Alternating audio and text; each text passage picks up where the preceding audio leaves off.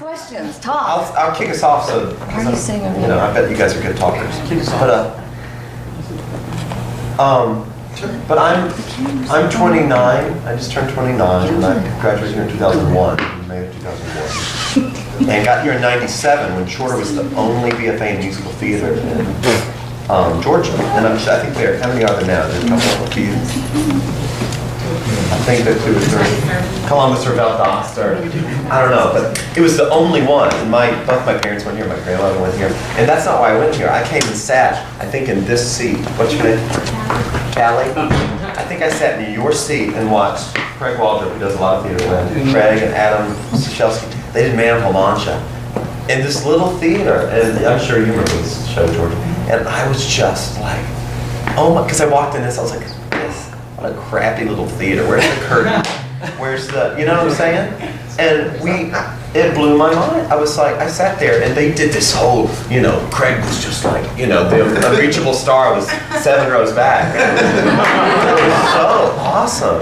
And it was just, we were like a part of the show, and everybody's coming down the steps and, somebody crawled out of that thing. It was amazing. And so, of course, we did Pirates Penzance. I slid down. Jared slid down the railing there. But that's so fun. This theater is a playground. And we were rehearsing in here last night. And I was like, okay, this is weird, first of all, but we've got to use that.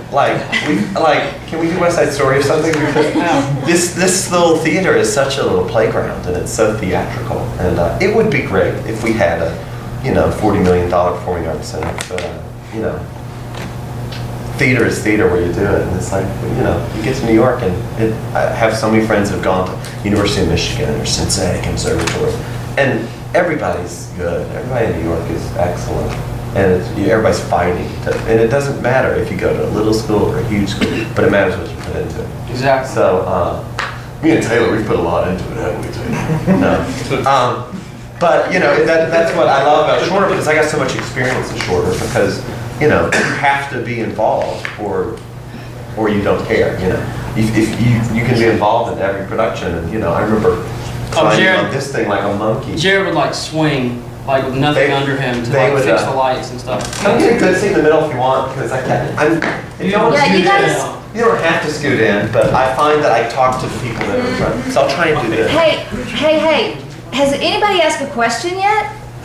Go, ask. I was Does anybody have a question about pursuing your career in New York? I mean, how to get an agent? Yes, how long ago did you move to New York, and did you start auditioning right away once you got to New York? Yeah, that's the best time to get got by casting people or agents, because you're fresh meat, really. I mean, literally, you sing and they're like, and they're looking and seeing college credits or maybe some summer stock credits, and they're going, what? Have I seen you before? And the first thing they want to hear is, no, I just moved here, because it's like, oh, this is it. I could discover somebody right now. But that window of opportunity, I mean, it's, that's your chance right there. So you better have another song and even impress them even more than the first one. But yeah, I've been in New York for 5 or 6 years now.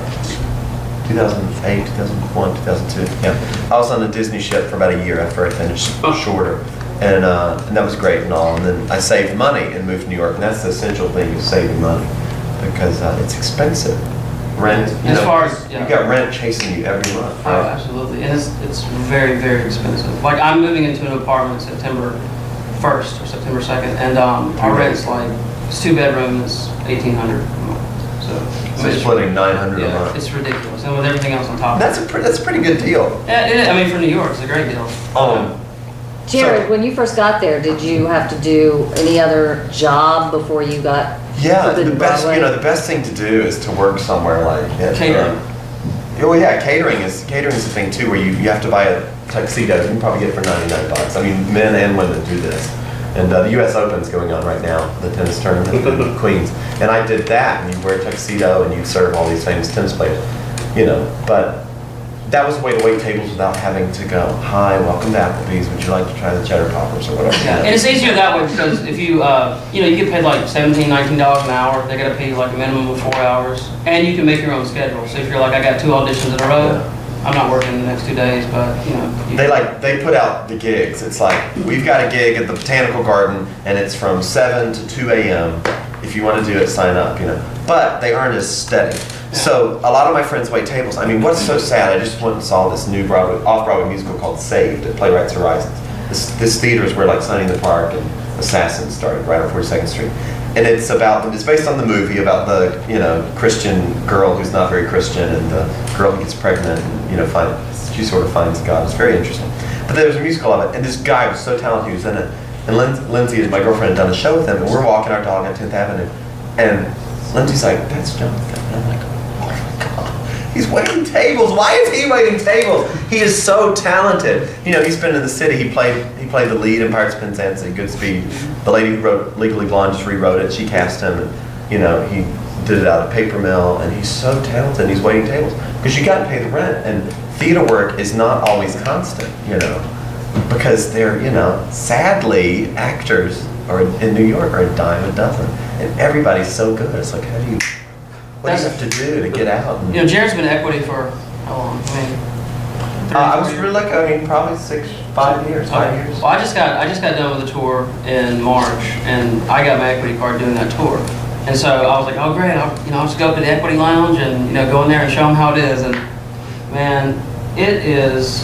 I mean, non-equity's hard, but when you go to those auditions, there's a lot of high school students who show up there that, you know, just don't have the experience and, you know, just aren't as mature yet vocally and, you know, acting. But I remember the first day I went to the equity lounge, it was just, I auditioned, it was a chorus call, an equity chorus call, where you have to sign up. 500 guys are there, they call every name out, give you a card, and then you just gotta wait in line to do it. And I was in front, the guy in front of me was one of the leads in Scarlet Pimpernel, which is one of my favorite musicals. But he'd sing repeatedly. I was like in line auditioning going, why didn't his agent get him this audition or what? And behind me was Lawrence Street, who was the black guy in Urinetown, which is also the other show that I love. In the original cast. Yeah, in the original cast. And I'm like going, I'm in between these two guys.